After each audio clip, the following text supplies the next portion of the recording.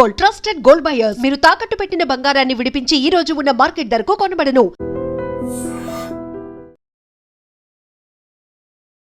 ఢిల్లీలో ఈరోజు సీఎం రేవంత్ రెడ్డే కాదు, మొత్తం మంత్రివర్గం అంతా కూడా మొత్తం అక్కడ ఉన్నటువంటి పెద్ద నేతలతోని అధిష్టానంతోని మీటింగ్స్ అయితే వరుసగా జరుగుతున్నాయి. ఖర్గేతోని, అట్లాగే రాహుల్ గాంధీతోని, కేసీ వేణుగోపాల్తోని, వీళ్ళందరితోని మీటింగ్ జరుగుతుంది. ఏంది అని అంటే 2 ఏళ్ల పరిపాలన మొత్తంగా అయిపోయింది కదా. సో 2 ఏళ్ల పరిపాలన ఎట్లా సాగింది ఏంటి అనేటువంటిది దాని మీదనే డిస్కషన్ ఉంది. అట్లాగే ప్రజెంటేషన్ కూడా పూర్తి స్థాయిలో ఇవ్వబోతున్నారు నేతలు అనేది బయటకి చెప్తున్నట్టుగానైతే చెప్తున్నారు. కానీ అసలు కథ వేరే ఉన్నది. ఇక్కడ నాకు మంత్రి పదవి కావాలా లేకపోతే నేనే సీఎం అవుతా అని ఒకరు మాట్లాడుతున్నారు. అసలు సీఎం ఎవరు, అంగుట చాపోళ్ళు కూడా సీఎం అవుతుండ్రు అని ఇంకొకళ్ళు అంటారు. లేకపోతే జీవన్ రెడ్డి సాబ్ వచ్చి, జీవన్ రెడ్డి సాబ్దే ఎక్కువ డిస్కషన్ నడుస్తుంది. ఎందుకంటే ఎవరైతే కోర్ కాంగ్రెస్ కార్యకర్తలాగా ఉండేనో వాళ్ళందరినీ పట్టించుకోకుండా మొత్తం పక్కకు నెట్టేసి అసలు ఎవరెవరినో సంబంధం లేని వాళ్ళని, లేకపోతే వాళ్ళ మాట నెగ్గనీయకుండా కంప్లీట్గా బుల్డోజ్ చేస్తూ పోతున్నారు అనేది మెయిన్ ఎజెండాగా, మెయిన్ డిస్కషన్గా ఈ 2 పాయింట్లే ఉన్నట్టుగా మనకున్నటువంటి సోర్స్. ఒకటి, మంత్రులు అయిన వాళ్ళు కూడా ఇష్టం వచ్చినట్టు మాట్లాడుతున్నారు అనేది ఒకటి. మంత్రి కానోళ్ళు ఏకంగా నేనే సీఎం అయితే నెక్స్ట్ అని వార్నింగ్ ఇస్తుండ్రు. అసలు కంట్రోల్ లేదు పార్టీలో, కంప్లీట్లీ ఎవరు ఇష్టం వచ్చినట్టు వాళ్ళు మాట్లాడుతున్నారు అనేది ఇంకో వర్షన్. సో ఇవి 2 ఇంపార్టెంట్. ఆ తర్వాత జీవన్ రెడ్డి విషయానికి వచ్చేసరికి, జీవన్ రెడ్డి మొన్న మున్సిపల్ ఎన్నికల్లో ఎంత ఇబ్బంది పడి జగిత్యాలలో కాంగ్రెస్ తరఫున ఎవరైతే బీఫామ్లు పొందినరో వార్డు సభ్యులుగా వాళ్ళందరూ గెలిచిండ్రు. ఆయనకు యాక్చువల్లీ ముందేమో 20 కేటాయిస్తామన్నారు. అక్కడ 50 వార్డులు ఉంటే 20 కేటాయిస్తామన్నారు. ఆ తర్వాత కట్ చేసి 15 కేటాయిస్తాం నీ ఇష్టం అనే మాట మాట్లాడుకొచ్చారు. సో అడుగడుగున ఇబ్బంది పడ్డాడు. ఎన్నికలకు చాలా తొందరగా అంటే నోటిఫికేషన్ రావడం, దాని తర్వాత వెంటనే ఎలక్షన్కి వెళ్ళడం మనం చూసాం. కనీసం టైం కూడా దొరకలే. అయినా సరే ఆ టైంలో జీవన్ రెడ్డి ఏం చేసిండు, ఇప్పుడు 15 మందికి ఇస్తామన్నారు. ఆ 15 మందిని కాంగ్రెస్ పార్టీ తరఫున ఇచ్చి వాళ్ళని ఆల్మోస్ట్ 9 మంది గెలిచిండ్రు. ఇక ఎవరికైతే రాలేదు, ఆశావాహులు ఎవరైతే ఉండనో, కాంగ్రెస్ పార్టీ జెండా మోషన్ వాళ్ళు ఎవరైతే ఉండనో జగిత్యాల్లో, వాళ్ళందరికీ ఈయన స్వయంగా వాళ్ళ కోసం తిరుగుతూ ఒక గుర్తు కేటాయించుకొని ఇంటింటికి తిరిగి దగ్గర ఒక 9 మందిని గెలిపించుకున్నాడు. సో ఇప్పుడు ఏమైపోయింది, ఇప్పుడు జీవన్ రెడ్డి అసలు గెలిపించుకుంటాడో లేదో, అసలు జీవన్ రెడ్డి పని అయిపోయింది, ఇక మళ్ళా ఏదో పదవి ఆశిస్తూ ఇవన్నీ చేస్తున్నాడు అనేది ఒక పెద్ద వర్షన్ నడిచినుండే. కానీ ఇప్పుడు ఏమైంది, మరి అదృష్టం అనుకోవాలనో లేకపోతే నిజంగానే నిఖార్సైన కాంగ్రెస్ కార్యకర్తలు ఇట్లనే ఉంటారేమో, ప్రజలు కూడా గుర్తిస్తారేమో అనుకోవాలా కావచ్చు. మేబీ చాలామంది ఇదే మాట్లాడుతున్నారు.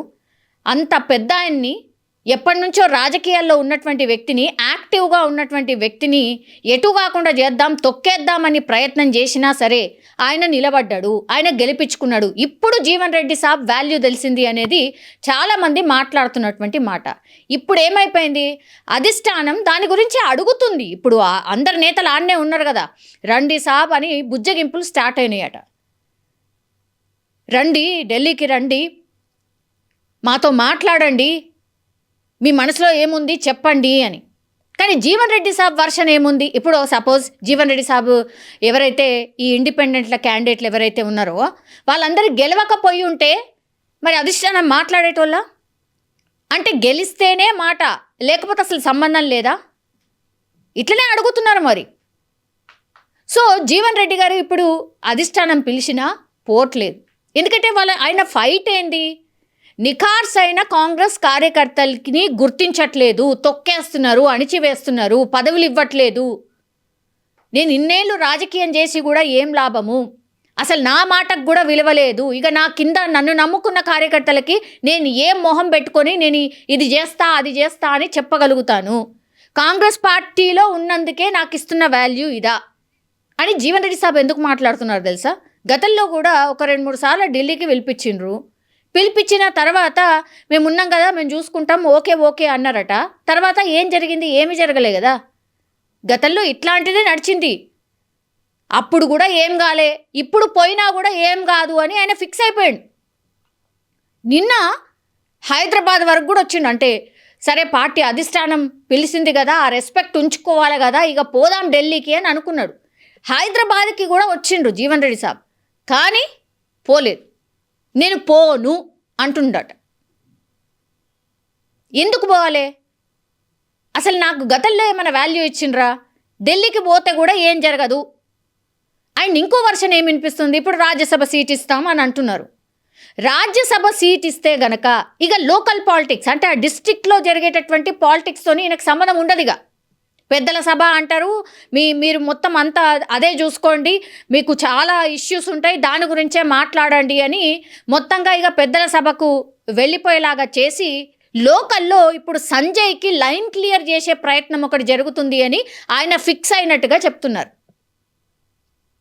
ఇది నిజమే అనిపిస్తుంది. ఎందుకంటే ఒక్కసారి రాజ్యసభకు ఎలక్ట్ అయిన తర్వాత 6 ఏళ్ల పాటు ఆయన అక్కడే ఉంటాడు. ఆల్మోస్ట్ ఇక రిటైర్మెంట్కి దగ్గర ఉంటాడు. తర్వాత రాజ్యసభ నుంచి రిటైర్మెంటే. లోకల్ పాలిటిక్స్తోనే అసలు సంబంధం ఉండదు రాజ్యసభ సభ్యులకి. ఇన్ జనరల్లీ చూసినా కూడా రాజ్యసభ సీటు ఆయనకు ఆఫర్ ఇచ్చినా, రాజ్యసభ సీటు ఆయన ఓకే అంటే మాత్రం ఇక ఆయన నమ్ముకున్నటువంటి కార్యకర్తలు ఎవరైతే ఉన్నారో వాళ్ళు అన్యాయం అయిపోతారు అని ఆయన ఫిక్స్ అయ్యింది. అందులో భాగంగానే ఈరోజు ఢిల్లీకి పిలిపించిన ఆయన వెళ్ళలేదు. ఆయనకంటూ ఖచ్చితంగా కొన్ని ప్రామిసెస్, కొన్ని నియమాలు, కొన్ని నిబంధనలు, ఆ ప్రామిస్లు తీసుకున్న తర్వాతనే ఆయన పోతా అని ఫిక్స్ అయ్యిండు. ఎంత పెద్దోళ్ళు మాట్లాడినా, మంత్రి శ్రీహరి అట్లాగే శ్రీధర్ బాబు గారు మాట్లాడినా కూడా, గతంలో కూడా పంచాయతీ జరిగినప్పుడు వాళ్ళు వచ్చి మాట్లాడిపోయారు, ఏం జరిగింది ఏం జరగలే, మళ్ళా సంజయ్కే ఇంపార్టెన్స్ ఇస్తున్నారు అని ఫస్ట్ నుంచి ఆయన కొట్లాడుతుంటూ మొన్న కూడా పాపం భావోద్వేగంగా ఏడుస్తూ కూడా చెప్పిండు. ఆయన ఎవరైనా పట్టించుకున్నారా? ఇప్పుడు 9 సీట్లు 9 వార్డులో ఆయన గెలిచిండు కాబట్టి ఇప్పుడు కిందికి వచ్చారు, ఆయన లైన్లోకి వచ్చారు. కానీ అయినా ఏం లాభం అన్న కాడనే ఉన్నాడు జీవన్ రెడ్డి సాబ్. మరి వీటన్నిటిని ఎట్లా రెక్టిఫై చేస్తుంది? రాజ్యసభ సీటు ఒకవేళ తీసుకున్నా ఇక్కడ నన్ను నమ్ముకున్నటువంటి కార్యకర్తలకు న్యాయం చేయాలి, నామినేటెడ్ పోస్టులు వాళ్ళకి ఇప్పియాలి, ఆర్ నెక్స్ట్ ఎప్పుడు ఎలక్షన్స్ వచ్చినా నెక్స్ట్ రాబోయే ఎలక్షన్స్లో మా వాళ్ళకు కూడా సీట్లు ఇవ్వాలి, వాళ్ళకు అండగా నిల్చోవాలి అని అడుగుతాడేమో అనిపిస్తోంది.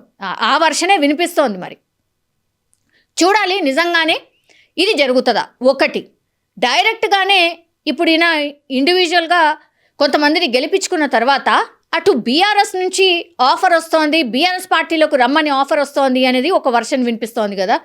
డైరెక్ట్గా యాక్చువల్లీ మాజీ సీఎం కేసీఆరే జీవన్ రెడ్డితో ఫోన్లో మాట్లాడినట్టుగా చెప్తున్నారు, వాళ్ళ అనుచరులు చెప్తున్నారు. జనరల్లీ ఓపెన్గా అన్ని స్టేట్మెంట్స్ జీవన్ రెడ్డి గారు చెప్పరట. సో పెద్ద ఆయన్నే మాట్లాడినట్టున్నారు, పెద్ద సారే మాట్లాడినట్టున్నారు. అందుకని మేబీ బీఆర్ఎస్కి కూడా పోవచ్చు అనే వర్షన్ కూడా వినిపిస్తోంది.